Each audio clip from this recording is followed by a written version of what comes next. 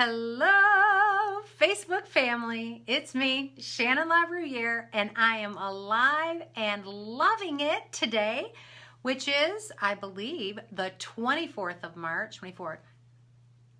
It is the 24th of March, 2019, and I am thrilled to be sharing this Sunday evening with you.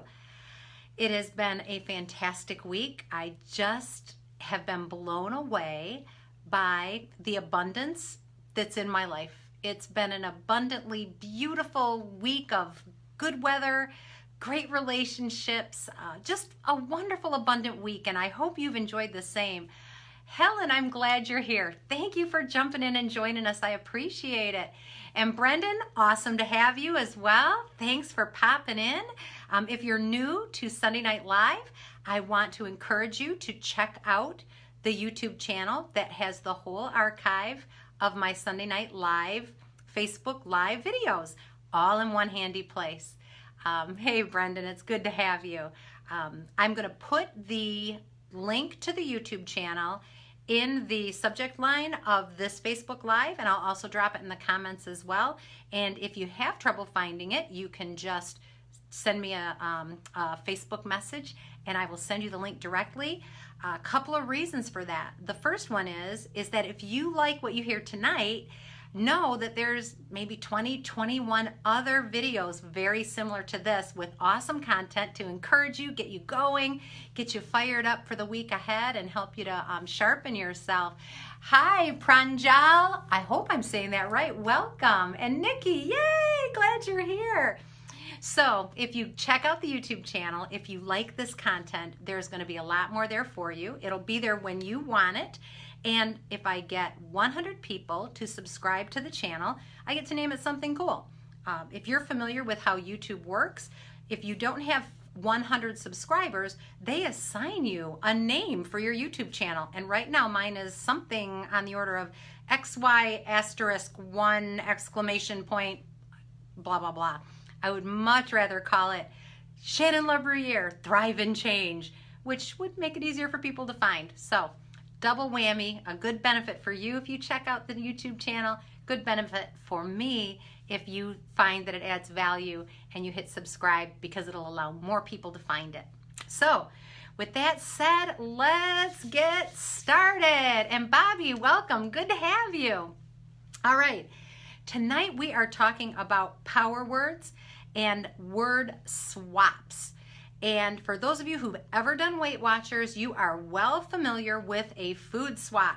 So for example, 8 years or so ago when I started Weight Watchers, I immediately stopped using sour cream and started using Greek yogurt, non-fat Greek yogurt. How many of you have tried that? If you're a sour cream fan, I want to encourage you, swap out that fat-filled, non-nutritive sour cream. Buy yourself a carton of fat-free Greek yogurt and start putting that on your tacos, and you will immediately eliminate some unnecessary calories. You're going to add some valuable protein and other nutrients, and you're going to lose a little weight perhaps. So there you go. What I'm talking about tonight are word swaps that have the same purpose. Okay. The first one is this, and if you're not writing this down, I'll give you a second.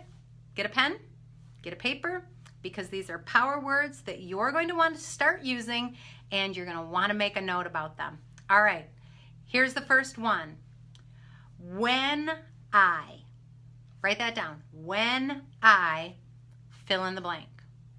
That is a power phrase, and this is what it replaces. It replaces if I can. So instead of saying if I can, you want to start saying when I do. All right, a few years back, somewhere around April, March of 2015, I made the decision that I was going to end my long-term contract with the United States Postal Service and start my own business and be employed doing work I love for people who care. And I wanted that to happen by February of 2019. That was my goal. And so it took me a while to decide, but once I decided, I was pretty committed. And then I started sharing a little bit at a time with people. This is what I'm thinking of doing. This is my goal. And so I would say things like, you know, if I can work it out, I plan to leave in 2019. If I can work it out, I plan to leave in 2019. And this is what happens. That if I can part totally eliminated I plan.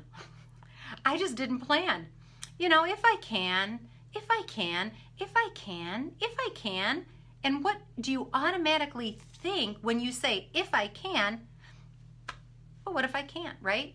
So saying, if I can, sets you up to miss your goal, to not do what you'd like to do because you have programmed yourself to automatically give yourself an excuse. That's what these power words replace. They replace excuse words.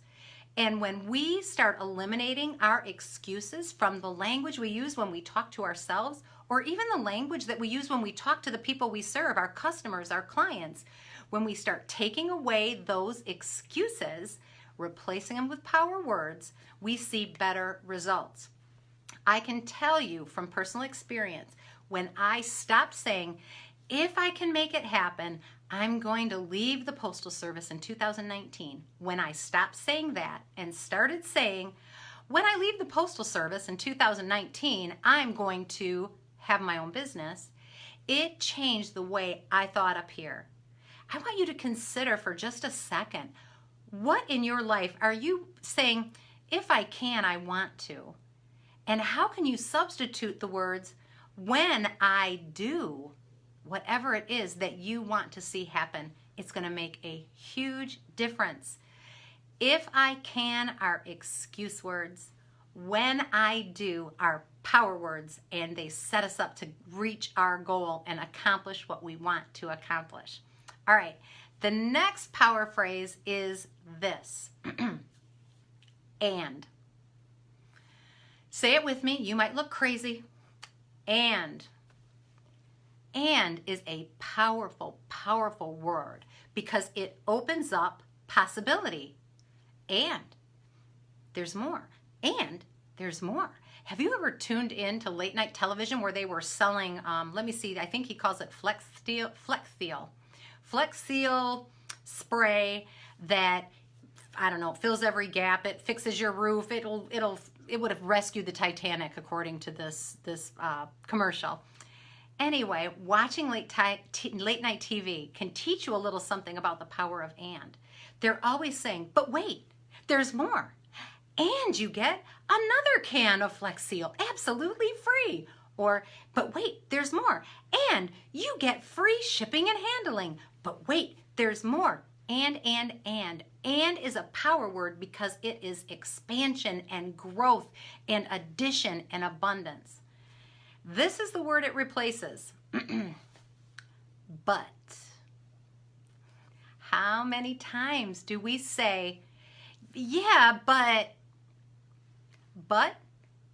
yeah, but, that's an excuse phrase. Those are excuse words. Get rid of the big but. Yeah, get rid of the big but. Emma, I'm glad you're here. And Rune, it's good to see you. Thank you for jumping on.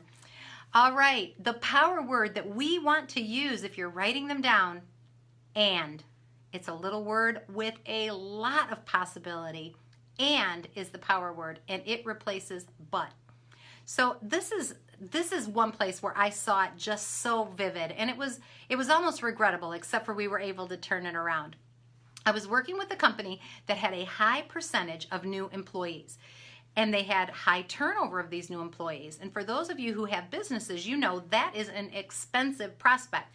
It costs you money, it costs you time. And in the case of this company, it was costing them the service that they were delivering to their customers. This turnover in new employees was making it difficult for this company to meet the demands of their clients. So they were in a lot of pain, and they asked me to help. So they hired me to come in, and we did a lot of digging and a lot of working, and I worked one-on-one with the director, and we discovered a great solution to their problem. Diagnosed all of the what could be wrong, what's causing it, where's it coming from, and fortunately came up with a great solution. Something awesome started to take place, and we were talking it out. So she says, okay, so what we need is we need to have a weekly group meeting with all of the newbies. And then we can invite some of the more seasoned employees, and they could share their knowledge and their perspective about what it's like to work for the company and how they got over the bumps in their first 90 days and some of the expectations of the customers and how they figured out how to satisfy them. And she was getting so excited about this. And how many of you know that's a great idea? Having your new employees partner up with people who could be their mentors. What a powerful, powerful just union of new enthusiasm and people who've got wisdom and they're seasoned because they've been there a while. It was an awesome, awesome idea. Woohoo! But, she says, we'll have to take them out of production so they can attend the meeting. And we'll have to get buy-in from the union. But, I mean, we've never done anything like this before. Butt-headed thinking. It doesn't work. It's a dead end. Do you hear what she did? Had a great idea come to solve a problem that was costing her money, costing her turnover and her production issues, and costing her customers quality. And all she could say was, yeah, but we can't do that. We'd have to take them out of their production role, and we just can't do that. And we'd have to get buy-in from the union, and, you know, they just never want to go along with anything I'm doing, and we've never done anything like that before. Dead-end thinking. So this is what we did.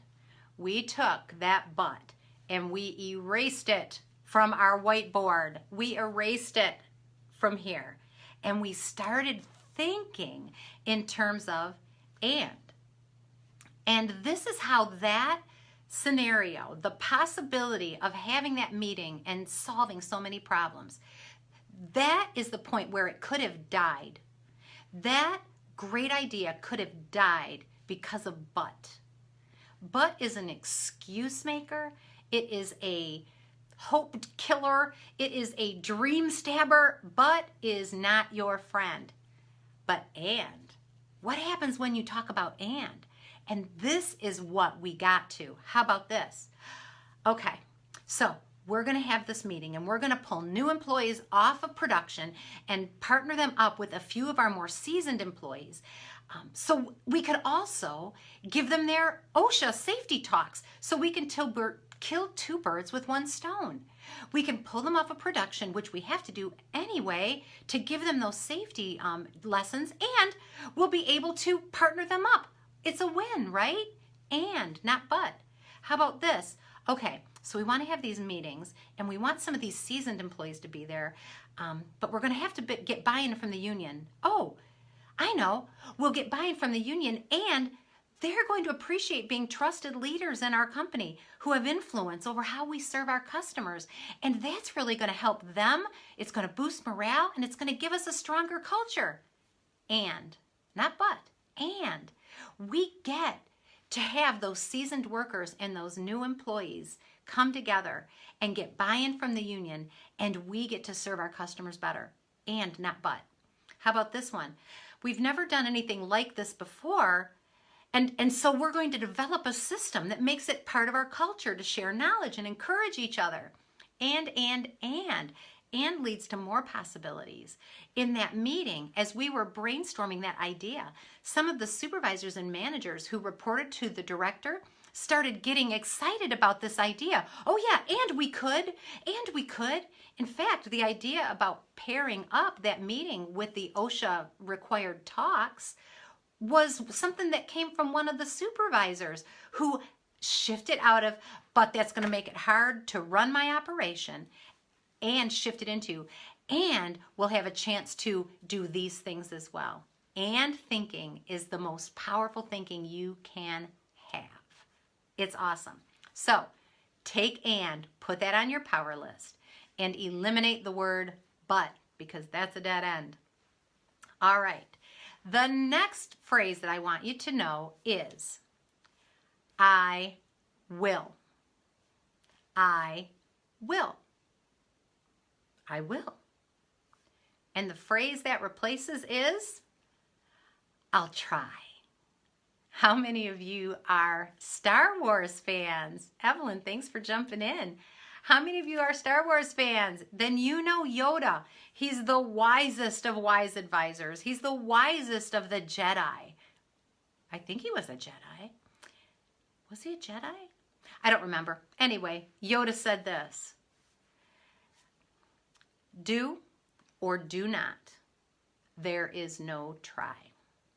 Do or do not. There is no try. If I'm saying, if I go to Spin and Core on Friday, what I'm really saying is, I'm not going to Spin and Core on Friday, right? As soon as I build in the excuse, I've lost it. You know, if I go to Spin and Core on Friday, I could probably stop at the bank on the way home in between my appointments. Nope. You and I both know, if I'm saying, if I'm going to Spin and Core, what I really mean is I'm not going to Spin and Core. We have to get good at saying I will about the things that we want to happen or the things that we know we should do. You know what maturity is? You know what discipline is? It's when we can give ourselves a command and follow it. I will.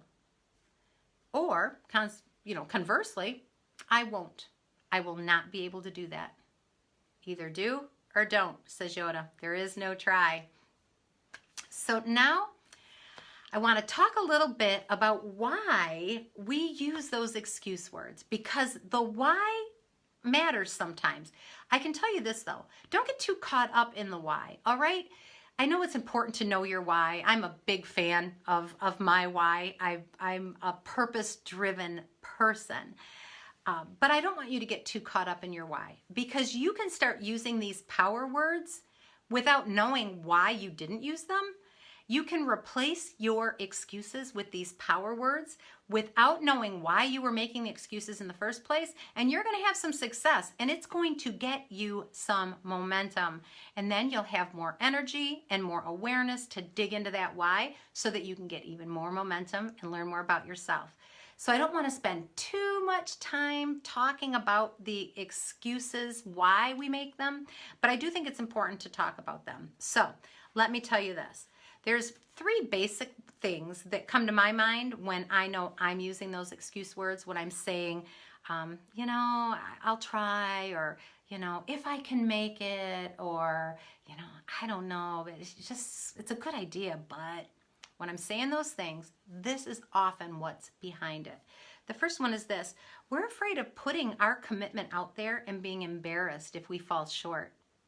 When I was making my plan to leave the Postal Service and have my own business thriving by 2019, one of the main reasons why I didn't just come out and say that to people was because I thought, oh my gosh, what if I decide not to? What if it doesn't happen? What are they going to think? They're going to think that I was running my mouth and I was talking all big and then I couldn't follow through, and all of this concern about what other people would think. This is a truth bomb, people. They're not thinking about you as much as you think they are. They just aren't. They were not thinking about Shannon and if she'd planned to leave the Postal Service or not. Nobody was saying to themselves at night, it's been a couple of years. We got a couple of years to go. I wonder if Shannon's actually going to follow through. It turns out people are more concerned about themselves, just like I was concerned about how I look. So if everybody's more concerned about how they look than what you are doing, it means all of us have a perception problem. We get too worked up in what other people will think. And I'll tell you this, Even if I had fallen short, I would have been far closer than if I had never decided and spoke the truth, spoke with faith, with belief, with conviction, the plan that I had. And we'll talk a little bit about that faith word in just a minute. All right. The next excuse, or the next reason why we a lot of times use those excuse words, is we're not as committed as we think we are. I'll use spin and core as an example, which sadly and regrettably is my challenge area. Physical fitness is my challenge area. And so when I'm using those words, if I can make it, I'll go. If I feel okay, I'll go to spin and core on Friday morning. When I use those kinds of words, a lot of times the why behind it is because I'm not as committed as I think. And the solution to that is to really, really evaluate what is the good that I plan to get out of it. What is the benefit that I thought I was going to gain? Spend some time exploring what it is that you were actually wanting to get out of the plan you'd made. Whether it's financial security, whether it's a healthy relationship, whether it's freedom to do as you please, to make your own choices, to be your own boss. When you are using those excuse words, sometimes it means you're not as committed as you thought you were. And then the last reason for the excuse, the last excuse for the excuse that I think we struggle with sometimes is we are painfully aware of the variables. We are painfully aware that we aren't in control of every little thing. And so we start using those excuse words to kind of soften it just in case. If I say, if all goes well, I will be starting my business in 2019. What I'm doing is I'm making my success dependent on the variables. And there are millions of variables, millions, and almost none of them are invested in your success. Almost none of them are going to have a positive impact on your plan. There's no intent behind them. They're just variables. They're just variables. And so by saying that, if all things go well, I'm going to do X, Y, Z, you're putting your future, your happiness, your purpose in the arena of chance. Well, we'll see what happens. I'm going to throw these million puzzle pieces up in the air and see if when they land, they all lock together and make a beautiful vista of the Grand Canyon. Not going to happen. Not going to happen. So when we use those excuse phrases, and it's because we're afraid of the variables, I want you to know this, and this is so critical, so important. By using the power words, you take all of the power away from those variables. You remove the sting of those variables. Saying, if all goes well, I'm going to launch my business in 2019, pretty much means that all will not go well and you will not be launching your business in 2019. But when you say this, I'm launching my own business in 2019, it means you're starting a business. And you are going to bob and weave and dance with those variables. You are going to fail, and then you'll learn, and you'll persevere, and you will do what you want to do, because there are always variables. We anticipate the things that we can. We are wise in our planning, and then we take action. A dear friend of mine named Kelsey has a phrase that she has just been championing. She's been championing it, if that's even a word, at her church, in her interactions with the people she works with. She's been talking about it in our leadership classes. She has been sharing this phrase, and it is so powerful. It is to speak faith. Faith, even if you're not from the faith-based community, faith is still a thing. It's that confidence that I'm going to be able to accomplish something, to do something, to be something. And I can't quite see exactly how it's going to be, but I believe it will happen. And what Kelsey's been saying is we have to speak faith. And that is so connected with these power words or our excuse words. Because when we speak our excuse words, we're not the only ones who hear them. We set ourselves up to make the excuse and fail. We give ourselves an out when we use the excuse words. But we're also letting all of the people that we're working with, maybe that we're leading, that we're trying to inspire, the people that we want to buy the product that we're trying to sell, that we've worked so hard to develop. When we use the excuse words, when we're talking to them, they don't believe it can happen either. And we actually become less successful because we refuse to speak faith. Use the power words that actually tell us and the rest of the world, the people that we're trying to help, the people we're trying to change, those power words tell them this is possible and Shannon believes it, so I believe it. I have seen in the course of my work as a coach and coaching people for over 20 years, coaching and training, helping them to be better communicators, be better leaders of others, be better leaders of themselves. I have seen over time that when I first started, I would say things like this. Now, if you will use these principles of good communication, if you'll seek to meet people on common ground, if you'll seek to find the areas where you have overlap, if you will seek to understand and then be understood, if you do that, then you're going to have good success and you're going to be a better communicator. And that is true. But I'll tell you, when I started seeing huge impacts on the teams and the people that I was leading and training is when I started saying, when you connect with people and use these principles, you will experience amazing connection and impact in the people you serve. Amazing. It was an amazing transformation. Why? Because if built them in an excuse, well, if you do it, blah, blah, blah. But if you don't, oh well. But when we say, when you do this, this happens, it's a fact. It's true. I can believe it. It's speaking faith.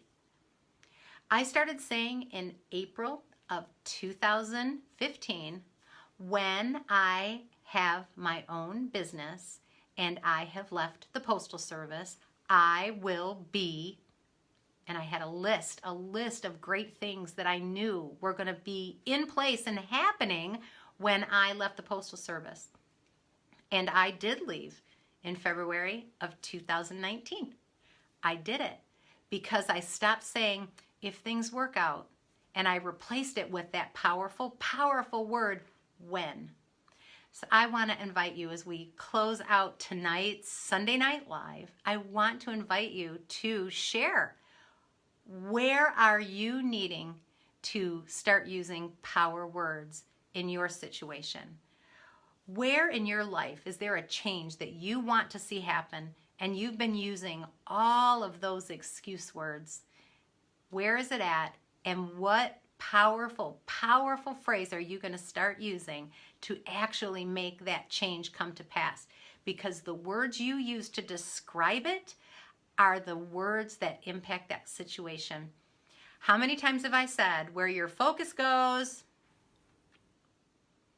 I heard you out there, your energy flows.